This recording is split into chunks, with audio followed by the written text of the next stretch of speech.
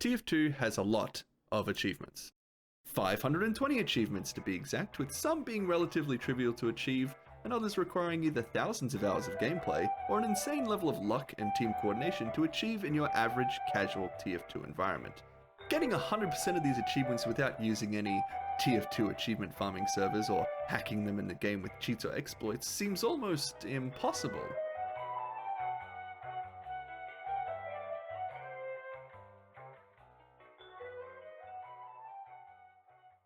Well, let's find out.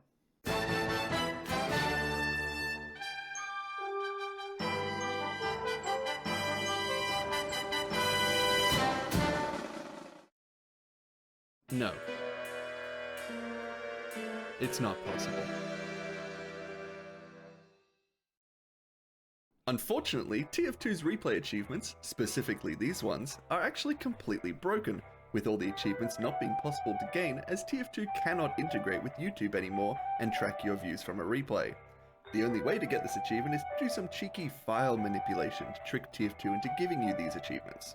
However, for the purposes of this challenge, I will manually track the views on all of my videos and grant myself these achievements as my videos hit those various different milestones. Which should be very easy because I'm famous TF2ber overachiever. Oh yeah, that's right. Well, you gotta start somewhere. Speaking of starting somewhere, let's just go right ahead and get rid of all of these, and done.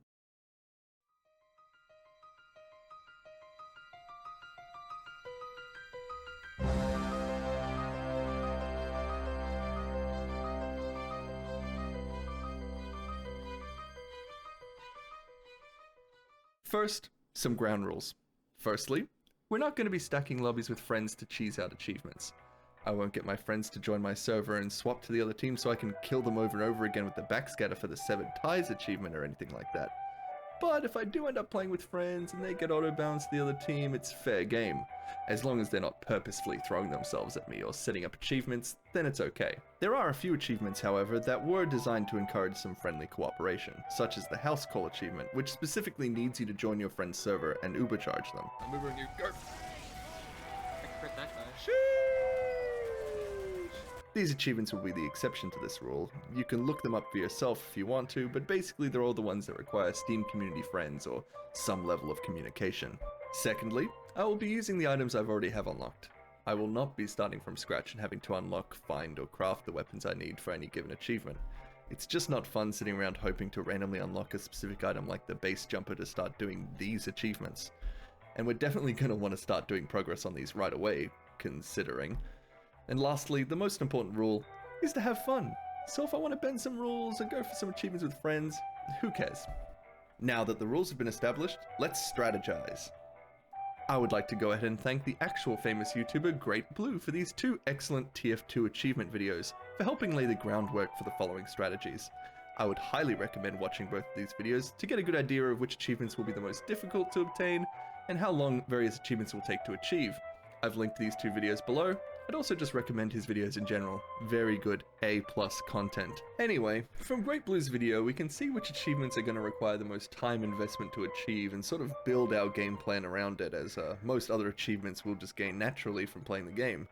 Interestingly, these achievements that require the most time investment are either map or game mode specific, so we can use them to determine which maps or game modes we'll be needing to focus on to make the most efficient progress.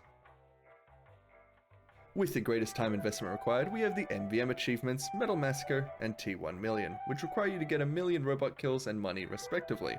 Great Blue estimated these as taking 1,400 hours to complete, so we're going to be playing a lot of NVM.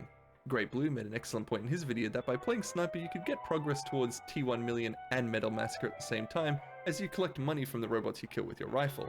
This fact combined with the explosive headshot upgrade means that you can get some serious bot kills whilst also collecting lots of money.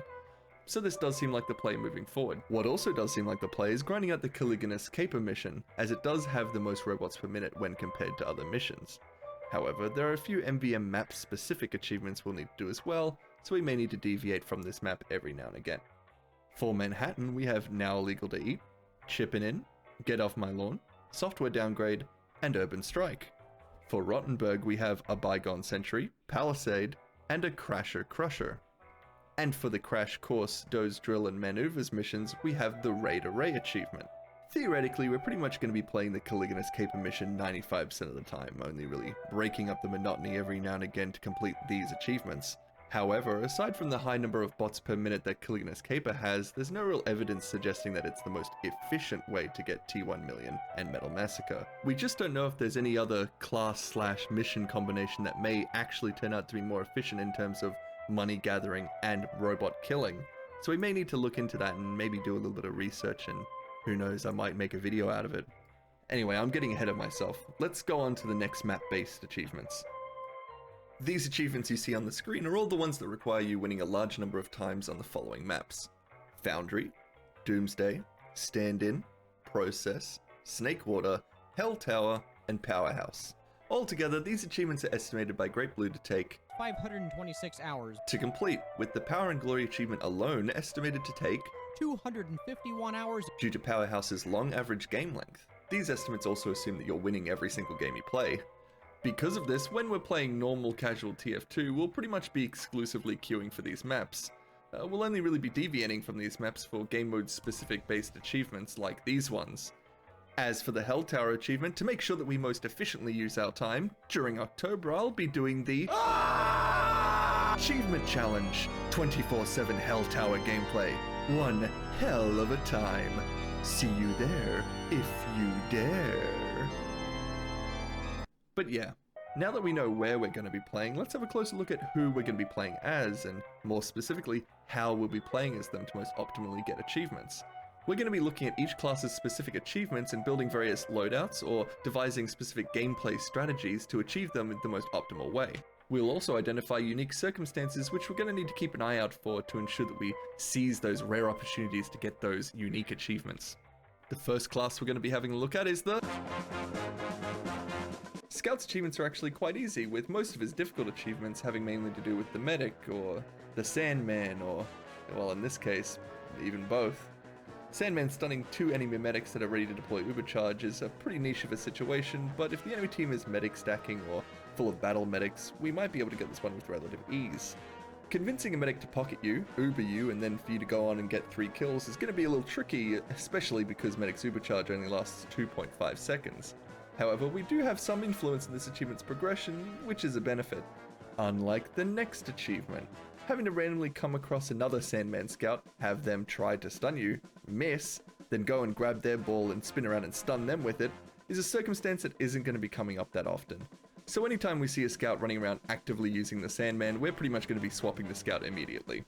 Speaking of the Sandman, this one's going to be interesting. My first impression is that it might be really difficult to get, but we do have a degree of influence in this one. Scout does have the force of nature, and using it to just knock someone off the map and then smack them with the Sandman ball as they fall doesn't seem too difficult, but we will have to wait and see. I killed him with the fucking ball! This one's major hindrance is the fact that the backscatter just isn't that good, and an overhealed heavy has a lot of health. We just need to find a heavy medic pair with no situational awareness and sneak up on them, which is extremely likely to happen. For Scout's loadouts, what you see on screen is pretty much what we're going to be using the whole time, with the backscatter only really being changed out with the force of nature on maps with pits and cliffs, so we can try and go for the foul territory achievement. Our secondary can change to whatever, whenever, because it doesn't really matter, but the melee slot will pretty much always be the Sandman until we get those annoying Sandman achievements. So that's the Scout. The next class we're going to take a look at is the Soldier's most difficult achievements are only difficult really because they require you to be a godlike gamer. Dominating 3 people in a single life is fairly easy for a professional gamer such as myself, but for the common folk out there it can be a little bit difficult. Personally, I dominate 3 people in a single life as Soldier every second game or so you know, it's definitely doable. This achievement, much like Scout's version of it, is only really difficult because you need to convince a medic to come and Ubercharge you. However, if we do get a medic to pocket us and they're using the Kritzkrieg, getting 5 kills could be relatively easy in a single Ubercharge. One stray Crockett at a spawn door as it's opening could really just seal the deal for us by itself. If we see a Crits medic, it's probably a good idea to just swap to Soldier. Much like the back-to-back achievement, this achievement's only really difficult because the airstrike itself is just not the greatest. I'm just glad that I have a very, very funny airstrike, which makes this a lot easier. See you guys. You guys get the joke? Scare strike. It's fun. This achievement will also pair well with our next couple of achievements. Parachuting 19.47 miles in Team Fortress 2 will definitely give us a lot of time to get those kills with the airstrike, but it'll also give us many opportunities to kill an enemy soldier whilst in the air. Because of these two achievements, we're basically going to have the base jumper equipped 24/7. Speaking of what we have equipped, let's go on to the soldier's loadout. This loadout's pretty self-explanatory. We're going to want to use the base jumper, we're going to want to use the airstrike, and we might as well use the melee weapon that benefits from being in the air. It just makes sense. Next up in our class discussion, we have the... Much like the Pyro, their achievements are very wacky and unconventional. Getting 6 melee kills in one life as the Pyro is gonna be a little bit rough, but we have some strategies that can help make things a lot easier. First, we could Pyro Shark with the Neon Annihilator, which is pretty easy to do on some maps. 2-foot. Or we could just use the Extinguisher to just try and get some free mini crits. We just have to make sure that they die to the melee and not the afterburn. The Rainblower's taunt is slow, loud, and takes ages to trigger, and is why it's going to be one of the worst achievements to get for Pyro. All the other taunt kills in the game are just single, one hit, one kills, but for this achievement, you need to use this taunt and hit at least 3 people. Why? This is just going to be painful and means that we're pretty much going to be using the Rainblower all the time. I apologize in advance for the Pyro vision footage that will plague all Pyro gameplay until this achievement is done. This achievement, much like the last one, is just going to require a crazy amount of luck. It is so incredibly rare to see anybody use the Disguise Kit's taunt animation, with the only people who do try and do it are the ones trying to Spy Crab with it. This Spy Crab taunt actually makes this achievement even harder to get, as even if there is someone who wants to use the cigarette taunt, they could randomly roll the Spy Crab taunt instead, and ruin our chances of ever getting this achievement. This one is just going to be pure pain. Great. The pain just keeps coming. This is just going to be a lot like Project Excelsior. It's just going to take time. Luckily, you get this achievement from doing something you do quite a lot as Pyro. Setting people on fire. Really groundbreaking stuff. To grind this one out, we're pretty much just going to be avoiding any non-fire weapons like shotguns and most melee weapons. Whilst we talk about what we're going to be avoiding, why don't we just talk about what we're definitely going to be using. For Pyro's loadout, we're going to be using the Rainblower in the primary slot, probably the Scorch Shot in our secondary, as it can set the most people on fire and rack up fire damage. And for our melee, as I said before, if we're Pyro Sharking, the Neon Annihilator. If we're not, probably just the Extinguisher. We could also consider, once we're done with the melee kill achievement, to potentially use the Sharpened Volcano Fragment, as it's the only melee weapon that inflicts fire damage. That's right, ladies and gentlemen, the Volcano Fragment finally has a purpose. Fire-based melee. Okay, enough with this goofball. Let's move on to someone else. Let's move on to the...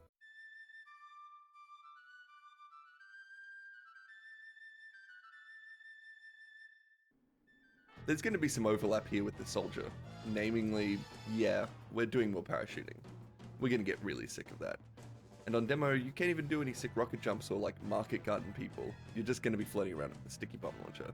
Speaking of floating around with the sticky bomb launcher, killing 3 people in a single parachute deploy isn't too difficult, but unlike the soldier, you don't really have any items which reduce the explosive damage you take, so you're going to be really low on health whilst floating around trying to get kills. This will probably require a lot of tries to get, but we have a lot of time to try it. Lots and lots of time. I'm starting to regret doing this. Moving on. Oh, we can do this whilst we're getting the air raid achievement. Well, that's very nice. Destroying 5 engineered buildings in a single uber charge is a little hard. Again, you have to get a medic to help you, but it's not going to be a rare one, as stacking engineers, especially on the last point of many maps, happens all too often, with demo medic combos often being required to take them out.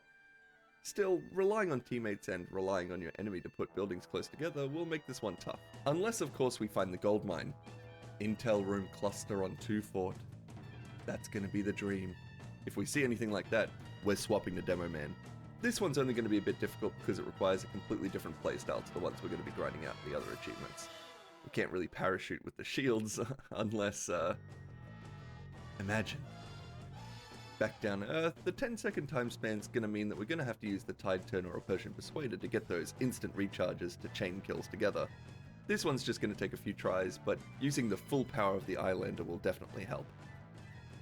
For Demo Man's loadouts, we're pretty much going to have 2 distinctive options.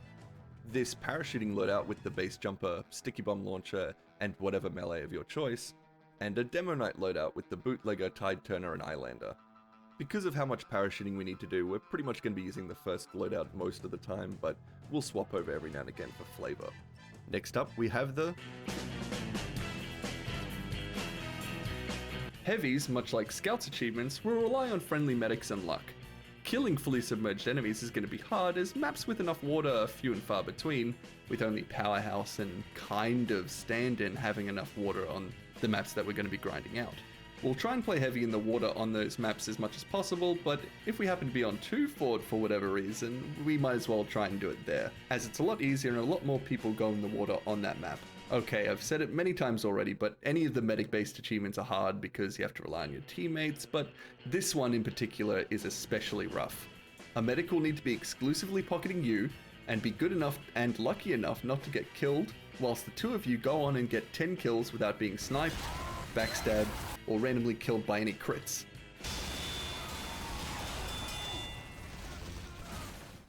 This one's the roughest medic-assisted achievement and will be the worst one for heavy. Speaking of medic-based achievements, blocking an invulnerable heavy's movement whilst you're invulnerable requires a lot of silly stuff to happen. 1, 2 heavy medic pairs have to Uber at the same time. 2, both players just mindlessly M1 towards each other. And 3, neither of them just stop walking and go and fight somebody else. Anytime we see a heavy medic combo that are using Uber and we also have Uber, we might as well try and jump in front of them to block their movement to get this one done. Healing 1000 HP from med packs isn't particularly hard, with the max health pack having a max possible heal of 349 as long as you have the chocolate bar effect active and you're at 1 HP. So theoretically you only need to do this 4-ish times to get it done. We can also make this one a lot easier by playing on maps with lots of health packs like Thunder Mountain or Gold Rush. If we're careful, this one could be nice and easy. For Heavy's loadout, it's not very cut and dry on what items we need to use. None of these difficult achievements really require using a specific weapon aside from the chocolate bar for the redistribution of health achievement. So just picking items that will keep both myself and a potential pocket medic alive seem like the play. For this reason, we're going to be using the minigun, chocolate bar, and the gloves of running urgently so that we can make sure we stay alive for as long as possible to get those 10 kills we need. Now we move on to the best boy, the tanking 2000 damage on a dispenser with it not dying? Simple. Obviously this is going to be hard, but we do have some strategies that can make this a little easier. We can purposefully set up our dispenser near chokes on mid or out in the open, let it take some hits, then rescue ranger it back, repair it, and go out and set it up again. But this is obviously a risky strategy, as a burst of damage or a spy sapping your dispenser just ruins the whole plan. This one's not terrible, but it could definitely be a lot better. This achievement is relatively unassuming until you find out the fact that if the heavy leaves your dispenser's healing range for even a single second, the kill counter resets. Why? If our team has a lot of heavies and we're playing on a map with a small little choke point, we're going to be swapping to engineer to get our dispenser down to try and get this achievement. It's going to be rough. Here's another one that'll rely on your teammates. If we find ourselves in a server that's absolutely stacked with engineers, we can make some serious progress on this one. If we have any friendly engineers on our team whilst we're playing engineer, we're pretty much going to stick to them like glue, and treat their buildings as if they were our very own. This one's just going to require a lot of friendly teamwork. Yeah. 5,000. That's a lot of people. It's not going to be particularly difficult, as getting kills with your sentry gun is pretty much the whole reason for playing engineer, but it's going to take a lot of time. For engineer's loadout, we're pretty much going to be using everything we can to ensure that both our and our friendly engineers' buildings stay alive for as long as possible. For this reason, we're going to be using the rescue ranger for long-ranged healing / dispenser recovery, the short circuit to stop massive explosive class pushes, and the stock wrench for maximum healing efficiency. Whilst we're speaking of healing, let's go ahead and have a look at the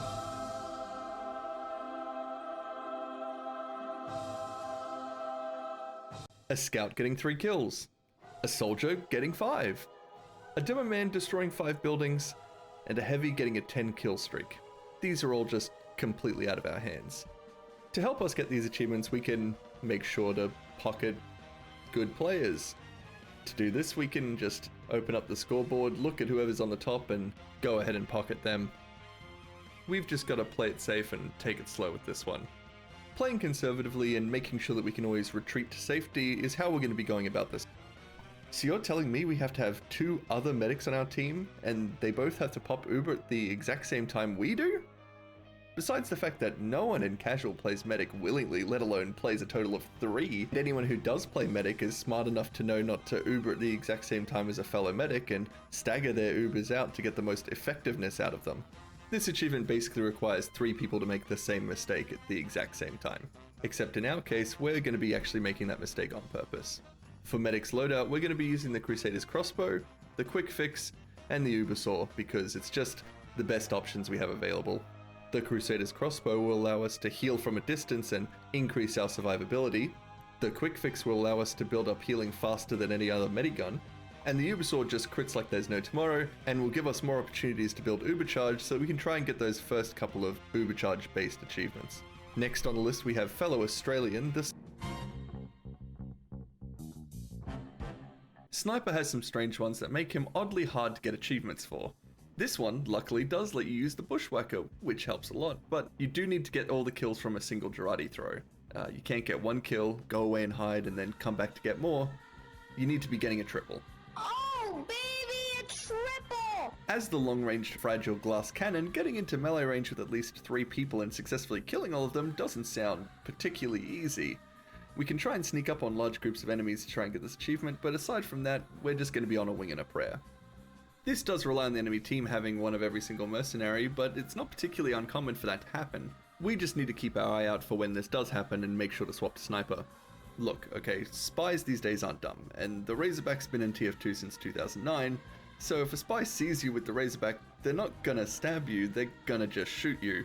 Unless of course they're brand new to the game or accidentally stab you whilst trying to stab somebody else. If we see a lot of Gibbous spies running around, we'll slap on the Razorback and just pray. Absolutely nobody, well except for me from now on, uses the base jumper. If we do come across somebody who is using the base jumper, we're going to be swapping to Sniper and gunning for them like crazy. For Sniper's loadout, we're going to be using the Classic to get the Prime Cuts achievement, as well as the various other Classic based achievements. We're also going to be using the Girardi and the Bushwhacker to try and go for that Girardi Chop achievement, with the Girardi only being swapped out for the Razorback when we're trying to go for the Shock Treatment achievement. At last, but definitely not least for me, the Spy has things easy comparatively. Sure, having someone get killed by you 3 times in the same area without them swapping to Pyro or spy checking everything that moves will be pretty difficult, but could be done with some skill or trick stabs. And killing an enemy that's dominating 3 people does rely on that enemy dominating 3 people, but it's up to your skill to actually get the kill on them. I mean, sure, you also have the classic do what your class does 18 trizillion times achievement, but it's just easy, it's just gonna take time. Even the ones that seem extremely rare come up more often than you'd expect. This one happens all the time on maps with small little choke points. Cloak and Dagger over the bridge on 2 Fort and you'll get this one. But no, yeah, Spy has it easy. All of its achievements mainly rely on your input and don't require lots of either time or luck to get it done. I will say that Spy will probably be the class that gets 100% of their achievements done first, and I'm not just saying that because I like to play Spy a lot. I mean, Engineer is my favorite class, and I suspect that he actually might be the one that takes the longest to do. It's just that Spy's achievements are all in our control and aren't just out of our hands like some of these other ones. For Spy's loadout, we're going to be using the Ambassador as these achievements require using it. As for the knife, we're probably going to be using whatever we want, most likely stock, and for our watch, we're definitely going to be using the Cloak and Dagger for deep undercover. And for the Sapper, I mean, we're using stock. There is literally no benefit to using the red tape recorder in any situation. Do not at me. But yeah, that does it for the mercenaries. As you can probably tell, the hardest achievements here rely on players doing something weird or unorthodox, or require a huge amount of time invested to achieve. However, using the strategies we've just mentioned previously and making sure that we have all the right items equipped should definitely work towards making these achievements a lot easier to achieve. Now, to finish things off, I want to vaguely go over the more difficult general achievements which we can do whilst playing as any mercenary. I wanted to mention these because most of them are either things we need to be actively doing in pretty much every game, or things we need to keep an eye out for. Any of the achievements which require you taunting a bunch of times will be tedious, but can be easily ground out in pre-game setup time. I've gone ahead and acquired most of the taunts we're going to be needing for these achievements, specifically the conga and the rock paper scissors taunt, as these achievements require you using them. These achievements are all tedious and require some luck to get, but they're nothing in comparison to the following. 79 enemies with the Balloonicorn pet? I don't think I've seen more than 4 people with the Balloonicorn pet total, let alone killed 79 of them.